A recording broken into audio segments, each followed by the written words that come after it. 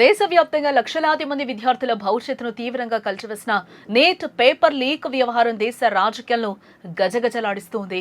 వీధుల నుంచి మొదలైన విద్యార్థుల ఆగ్రహ జ్వాలలు ఇప్పుడు దేశ అత్యున్నత పంచాయతీ పార్లమెంట్ను తీవ్రంగా కుదిపేస్తున్నాయి. ప్రతిపక్షాల ఆరోపణలు, కేంద్ర ప్రభుత్వం ఇచ్చే సమాధానాలతో రాజ్యసభ వేదికగా శీతాకాల సమావేశాల వేడి తీవ్రస్థాయికి చేరింది. చట్టసభల్లో ప్రజాప్రతినిధుల మధ్య హోరాహోరీ సమరం అయితే సాగుతుందని చెప్పుకోవచ్చు. రాజ్యసభ వేదికగా నీట్ పేపర్ లీక్ అంశంపై అత్యంత వాడివేడిగా చర్చ సాగింది. విద్యార్థుల నిరసనల చుట్టూ రాజకీయం వేగంగా తిరుగుతోంది. నిరసనలు తెలపడం విద్యార్థుల హక్కు అని ప్రతిపక్షాలు గట్టిగా నినదిస్తున్నాయి. పోలీసులు వారిపై ప్రయోగించిన బలప్రయోగాన్ని తీవ్రంగా తప్పుపడుతూ ఉన్నాయి. కేంద్రంలో ఉన్న ప్రభుత్వం విద్యార్థుల గొంతు నొక్కేస్తోంది అనే ఆరోపణలు గుప్పిస్తున్నాయి. ఈ క్రమంలోనే రాజ్యసభలో ప్రతిపక్ష నేత కాంగ్రెస్ అధ్యక్షుడు మల్లికార్జున ఖర్గే ప్రభుత్వంపై విరుచుకుపడ్డాడు. విద్యార్థులపై పోలీసులు ప్రదర్శించిన వైఖరిపై తీవ్ర ఆగ్రహం వ్యక్తం చేశాడు.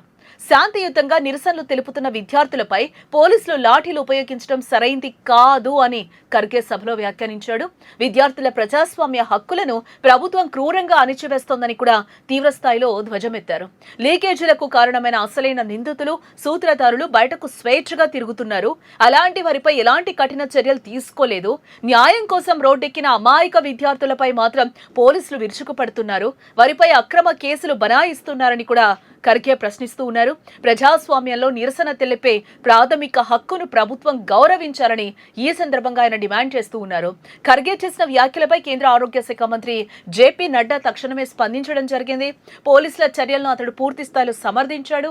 శాంతి భద్రతలను కాపాడడం పోలీసుల ప్రాథమిక బాధ్యత అని స్పష్టం చేశారు.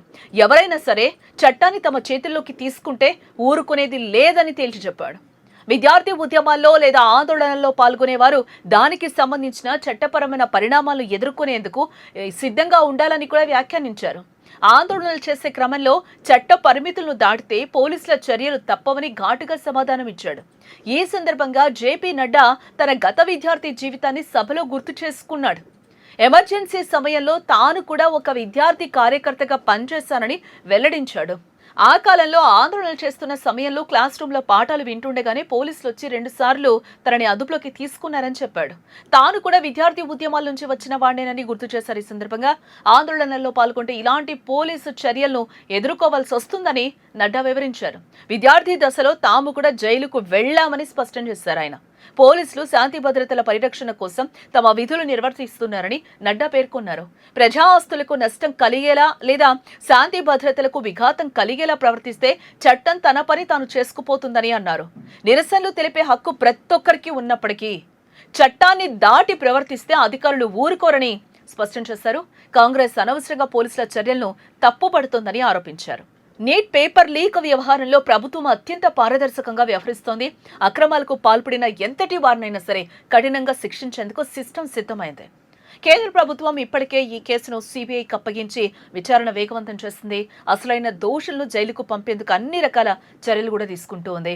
పారదర్శకమైన పరీక్షల నిర్వహణ కోసం ఉన్నత స్థాయి కమిటీని కూడా ఏర్పాటు చేసింది. భవిష్యత్తులో ఇలాంటి ఘటనలు పునరావృతం కాకుండా ప్రభుత్వం గట్టి చర్యలు కూడా చేపడుతూ ఉంది. అయితే సభలో జరిగిన ఈ రోజు పరిణామాలు రాజకీయంగా పెద్ద దుమారమే రేపుతూ ఉన్నాయి.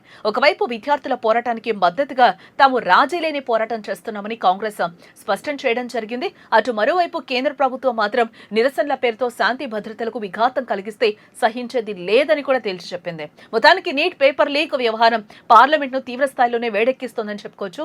విద్యార్థుల ఆందోళనలు, పోలీసుల చర్యలు, నేతల సవాళ్లు, ప్రతి సవాళ్లతో రాజ్యసభలో ఉద్రిక్తత కొనసాగుతోంది.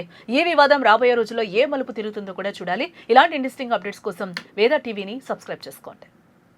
जो बेटा ने यहाँ पर उठाया मुद्दा, ये बहुत शर्मनाक है कि एक नेशनल पार्टी के ऑफिस में हम घुस के अगर सीबीआई के लोग पुलिस घुस के जाते हैं, उसको